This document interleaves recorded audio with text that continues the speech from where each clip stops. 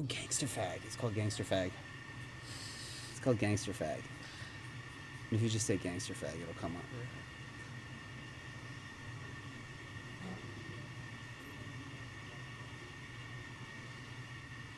Rene Patrice joking about Gangsta Fag in Pulp Fiction.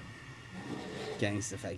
He actually has individual songs. Oh yeah, of course. Dude, Sean would fucking eat this up. This song, he wants it, and the Faggots are his two biggest songs. Yeah, I don't want to play this video at full volume. I'm sorry. But now you know. Oh, he's got a song for Eminem. He's got a song called The Closet. Dude, he probably has a song called about Eminem that he wants to have sex with him.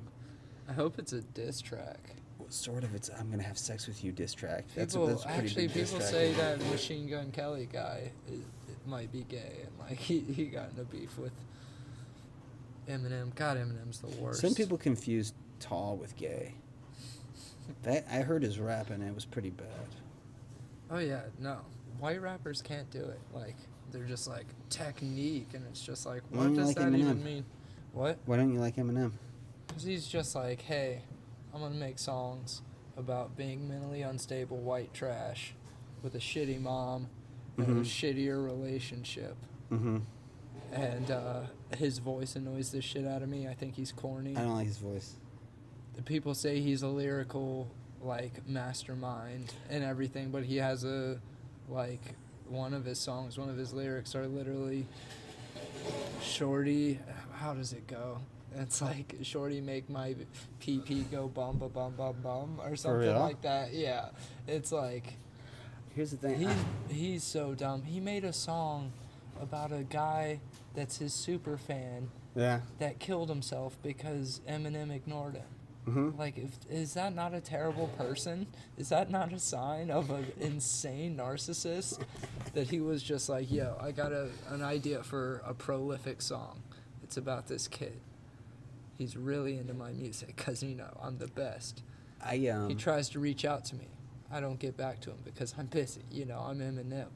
And then he loves me so much, he kills himself and his pregnant girlfriend whilst recording his final message to Eminem. Like, no, dude, that shit is so stupid and, like, scary. Like, the fact that those thoughts came through his head. But I will give it one thing. It is his catchiest chorus on a song, but the chorus to that song is just a sample of the chorus from the Days Gone, or T's Gone Cold, I'm wondering I hate that song. I hate both those songs. Yeah, I mean, but I'm just saying, it's his catchiest chorus. I like watching his battle raps, and he always disses the other rapper by claiming that their stuff is written, and Eminem's stuff is clearly written. Oh, definitely. And also his singles. The only single he ever put out that I liked was the one where he makes fun of Moby. Also, I just think it's funny that he picks on Moby. That is pretty funny. Natalie Portman. Moby looks just like Moby harder than he did. My buddy back home, his older brother, super talented drummer. Like he just tours with like bands that are just known for like their frontmen, you know what I mean, that kind of thing, or like single musicians. Like he toured with Brooks and Dunn or some shit like that. Like he's a real talented drummer, but he looks exactly like Moby. Like it is crazy how much he looks like Maybe he's Moby. No, I doubt it. I would have found out. My roommate believed that celebrities were actually dead celebrities that pretended they were dead. Like Morgan Freeman was Jimi Hendrix. Alex Jones is Bill Hicks. I can kind of see the resemblance. Chevy Chase is Jim Morrison. That's a thing. That's a thing on YouTube. You can find it. It's a whole conspiracy. I don't know what it's called, but there's a conspiracy. People pretend to be dead. He also believes, except for Beck. Beck and Marilyn Manson are the same person. He's dead serious about it. Like he gets passionate about it. I wonder if Beck sucked his own dick, or if he was just like, no, that's just Marilyn's thing. I only suck my dick when I'm Marilyn. Yeah, only Marilyn. Only Marilyn sucks his dick. No, I think a Eminem, loser. I bought the Marshall Mathers LP and I was like, this is so fucking boring. The lyrics are, he's a good lyricist, but those singles are really stupid. First of all, he gets really corny when he starts talking about his mom and shit. Exactly. Like, but here's the thing, though. half of what's his really shit funny? is sad or I'm crazy. But you know what's really because he's white and black people love crazy white people to be crazy. I guess that's true. I don't know, man. It just that even might make me lose Black respect Sean for used him. to call me Chucky. Who's Black Sean? It's kind of self-Nico. This is a thing on an episode. We talked about this on Oh, another yeah, we episode. talked about Black where Sean. I don't even remember White Sean, but he was just Sean. But the guy I hung out with the most, and the guy who benefited me the most, and all my white friends the most, we called Black Sean. One of the guys that I got weed from the most frequently back home was just black. That's just, which was really convenient because one time a cop, like, I was sitting in these apartments waiting for him to come out, and I never, like, I guess he was at a friend's house or some shit, and a cop just pulls behind me, so I guess there was heat coming into those apartments, and he's just like, what are you doing? And I'm just sitting there, and there's like $60 just like right here, because, and so I was just like, nothing, we're just chilling, and I ended up just being like, yeah, I'm waiting for weed, and he was like, I was just like, but I don't know where this guy is. I texted him, he won't text me back, and he was like, who is he? And I was just like, there's a rule back home that at least a lot of the people I knew told me about, and it's called, when in doubt, just say a random black guy.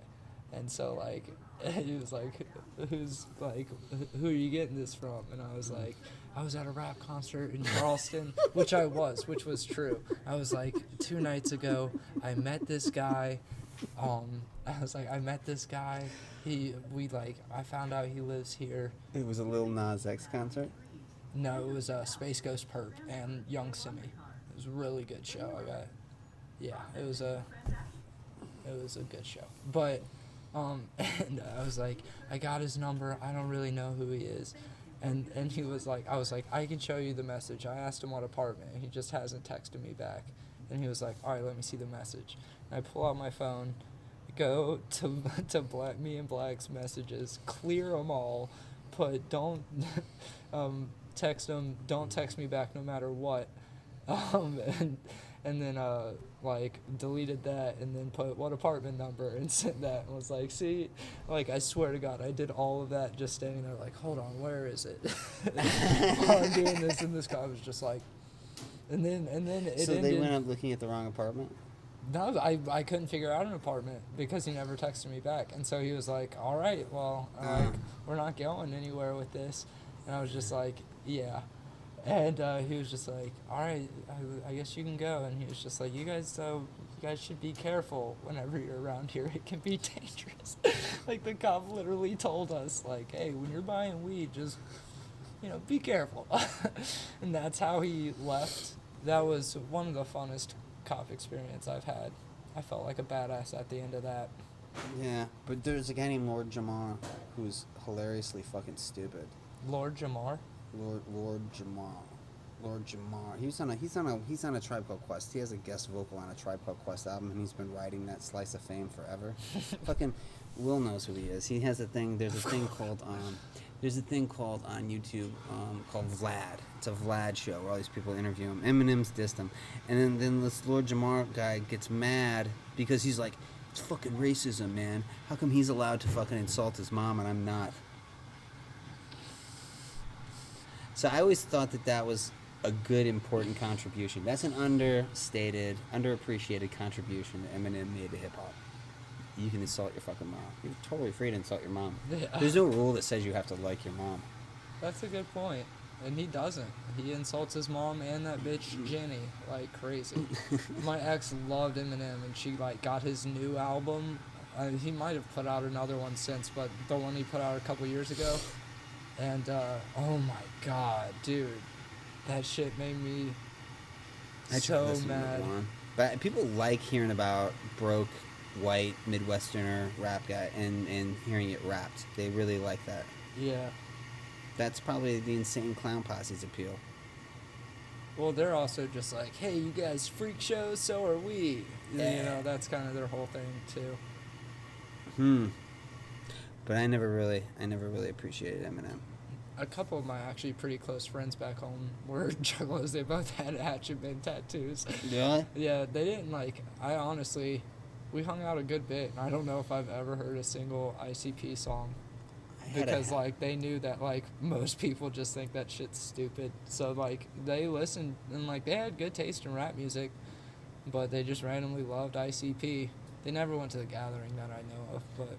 I'd be scared of going to a woods with a bunch of fucking Right, that white shit. Midwesterner. I'm surprised there hasn't been some sort of like some dude just go off and just. I mean, I know juggalos are like peaceful people and everything like that, like, and they get this whole rap for being violent because the music they listen to just talks about Apparently killing they're people not and like raping Limp women. Bizkit fans. Well, that's the difference. Have you ever seen that video of people like throwing drinks and shit at Tila Tequila because they booked her for the gathering, which is hilarious because they had to have just done that so people would like boo her. Well, I think that really, is that what they talk about? Do they talk about murdering and raping women? Yeah, it's called horrorcore. That's like the whole. Well, I know what Gravediggers is. I listen to Gravediggers. Yeah, it's that whole kind of thing. Gravediggers is fucking awesome. 1-800-SUICIDE. You like, ever heard that? Yeah, I mean, it's the RZA. It's like the RZA and Prince Paul from De La Soul. And it's all just songs about murdering people and suicide and stuff like that. Well, it's probably different because it's good. Yeah. Like, okay, but here's my point though. That's really funny because if you there was a Woodstock '99. See, I'm old enough to know Woodstock '90 to remember Woodstock. I was 7. Okay, so you remember? Yeah, I remember '99. That was a crazy year. It was Chili Peppers. They booked. First of all, they didn't give anybody water. When they were still doing heroin music. They didn't give free water to anybody. They just overcharged people, overpacked it, didn't give free water to anyone. So it was in the middle of the summer. And then they had, this is the bands, they had like Kid Rock, Limp Bizkit, Korn, Chili Peppers, DMX.